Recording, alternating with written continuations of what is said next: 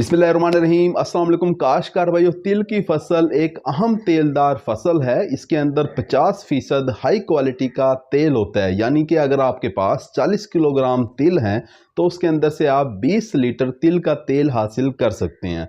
काश्तकार भाइयों, तिल के अंदर 22% तकरीबन जो है वो प्रोटीन होती है। हमारे काश्तकार जो हैं वो गंदम के बाद तिल की फसल काश्त करना चाहते हैं।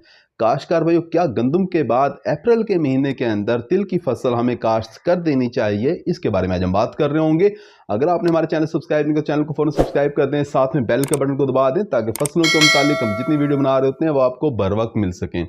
काश्तकार भाइयों, तिल की फसल आपको अप्रैल के महीने के अंदर बिल्कुल भी काश्त नहीं करनी चाहिए। इसकी 2-3 वजूहात हैं।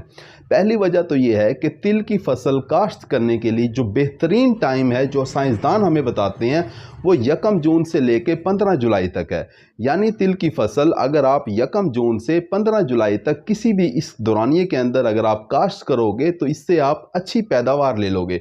अच्छी पैदावार लोगे तभी अच्छा मुनाफा हासिल होगा। काश्तकार भाइयों, अगर तिल की फसल इससे पहले काश्त की जाए तब भी पैदावार कम आती है, अगर इसके बाद काश्त की जाए तब भी पैदावार कम आती है।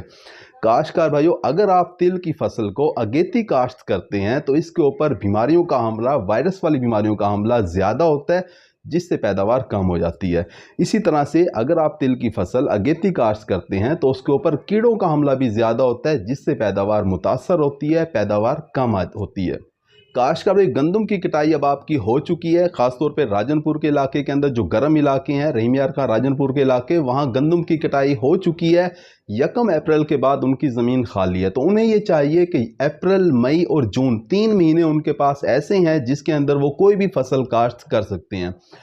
काश्तकार भाई, आपको मौके से फ़ायदा उठाना चाहिए। जंतर एक ऐसी फसल है जिसे अगर आप चारे के तौर पे काश्त कर लें तो आपसे 60 से 65 दिन के अंदर आप उसे तैयार कर सकते हैं। आगे बड़ी ईद के ऊपर आप चारे के तौर पे जंतर को बेच सकते हैं। अगर आप बेचना नहीं चाहते तो जंतर एक ऐसी फसल है जिसे अगर आप ज़मीन के अंदर रोटावेट कर दें तो आपकी ज़मीन की ज़रखेज़ी बढ़ जाती है, ज़मीन की ज़रखेज़ी का लेवल बढ़ जाता है। तो काश्तकार भाई, जंतर की फसल काश्त करके आप अपनी ज़मीन की ज़रखेज़ी को बढ़ा सकते हैं। आप उसे बेच के अच्छा मुनाफा कमा सकते हैं।